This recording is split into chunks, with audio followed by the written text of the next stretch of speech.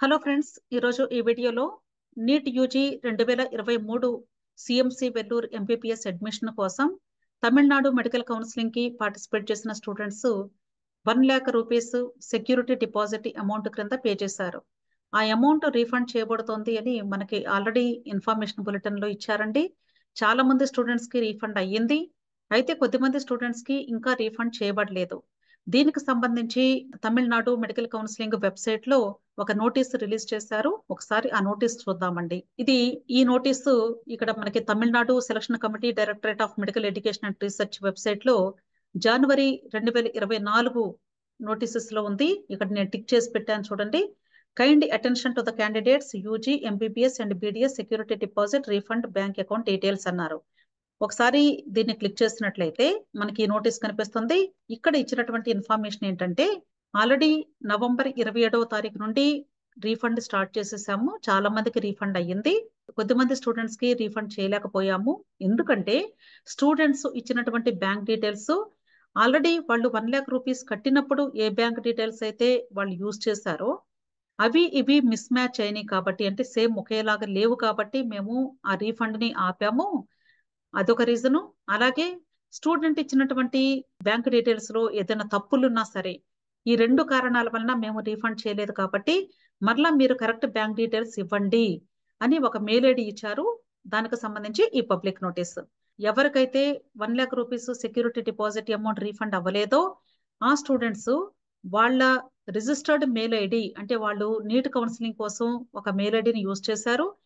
కేవలము ఆ registered mail ID నుండి మాత్రమే ఇక్కడ ఇచ్చినటువంటి మెయిల్ ఐడికి, అంటే ddugselcom@gmail.com అని ఉంది.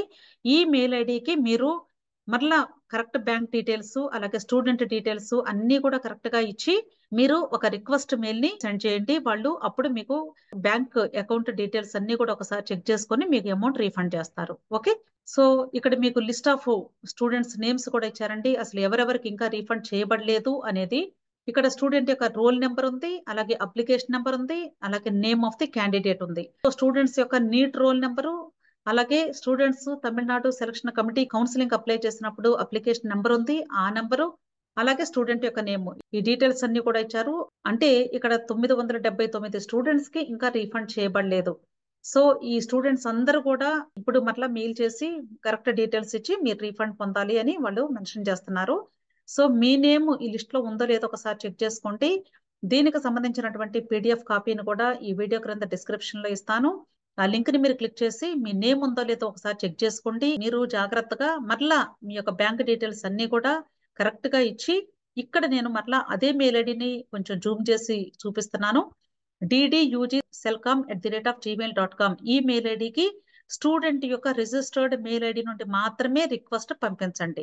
ఓకే, సో ఇక్కడ ఇచ్చినటువంటి ఈ మెయిల్ ఐడికి మీరు ఏమేం పంపించాలి అనేది నేను ఇక్కడ లిస్ట్ కూడా పెడుతున్నాను. స్టూడెంట్ నీట్ డీటెయిల్స్ పెట్టండి. ఇక్కడ నేమ్ ఆఫ్ ది స్టూడెంట్ రాయండి, అంటే అన్ని క్యాపిటల్ లెటర్స్ రాయండి బెటరు.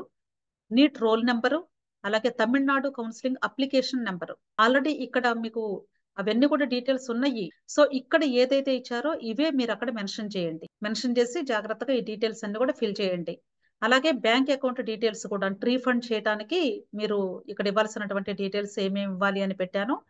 అయితే మీరు మరలా ఇప్పుడు ఏ బ్యాంక్ అకౌంట్ డీటెయిల్స్ ఇస్తున్నారో ఆ డీటెయిల్స్ ఆల్రెడీ మీరు ₹1,00,000 కట్టినప్పుడు ఏ బ్యాంకు నుండి అయితే ఏ అకౌంట్ నుండి అయితే కట్టారో అవే అయ్యి ఉండాలి. 2 మ్యాచ్ అవ్వాలి. సపోజ్ మీకు ఒకవేళ మోర్ దాన్ 1 అకౌంట్ ఉందనుకోండి, ఏ అకౌంట్ నుండి 1,00,000 రూపీ మీకు డెబిట్ అయిందో ఆ టైంలో కౌన్సిలింగ్ టైంలో ఒకసారి చెక్ చేసుకోండి. ఆ అకౌంట్ డీటెయిల్స్ మాత్రమే ఇవ్వండి. పొరపాటున కూడా మీరు డెబిట్ కార్డ్ నెంబర్స్ ఇవ్వద్దు. కేవలము అకౌంట్ నెంబర్ మాత్రమే ఇవ్వండి. ఓకే, సో ఇక్కడ నేను డీటెయిల్స్ పెట్టాను. Name of the account holder, అంటే ఏ అకౌంట్ నుండి అయితే వెళ్ళిందో ఆ అకౌంట్ ఎవరి పేరు మీద ఉందో వాళ్ళ పేరు రాయండి. Next name of the bank, అంటే ఏ బ్యాంకు నుండి, ఎస్బీఐ, యూనియన్ బ్యాంకా, ఇవన్నీ మెన్షన్ చేయాలి. Bank account number, account number కూడా ఇక్కడ జాగ్రత్తగా డిజిట్స్ కౌంట్ చేసుకుని ఒక నెంబర్ కూడా తేడా రాకుండా జాగ్రత్తగా ఇవ్వండి. నెక్స్ట్ ఐఎఫ్ఎస్సి కోడ్, అలాగే బ్యాంక్ బ్రాంచ్ నేమ్, అంటే ఆ బ్యాంకు ఏ ఏరియాలో ఉంది ఆ బ్రాంచ్ నేమ్ రాయండి. అలాగే బ్యాంక్ అడ్రస్ కూడా మెన్షన్ చేస్తే బెటర్.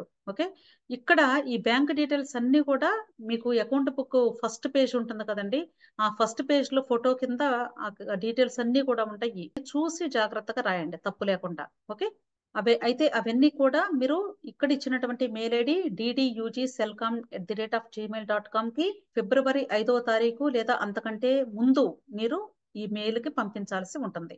సో మీరు జాగ్రత్తగా అన్ని డీటెయిల్స్ కూడా కరెక్ట్ గా సెండ్ చేయండి. ఒకసారి మరలా మీరు పంపించేటప్పుడు మీ పేరెంట్స్ తో చెక్ చేయించుకోండి మీరు కరెక్ట్ గా పంపిస్తున్నారా లేదా అనేది. ఓకే, సో మీకు ఇంకా ఏదైనా డౌట్స్ ఉంటే కానీ తప్పకుండా వీడియో క్రింద కమెంట్ బాక్స్ లో కమెంట్ చేయండి. అలాగే ఫస్ట్ టైం నా వీడియోని వాచ్ చేస్తూ ఉంటే తప్పకుండా నా వీడియోని లైక్ చేయండి. అలాగే ఛానల్ని సబ్స్క్రైబ్ చేసుకోండి. అలాగే మీ ఫ్రెండ్స్ కూడా షేర్ చేయండి. Okay, thank you.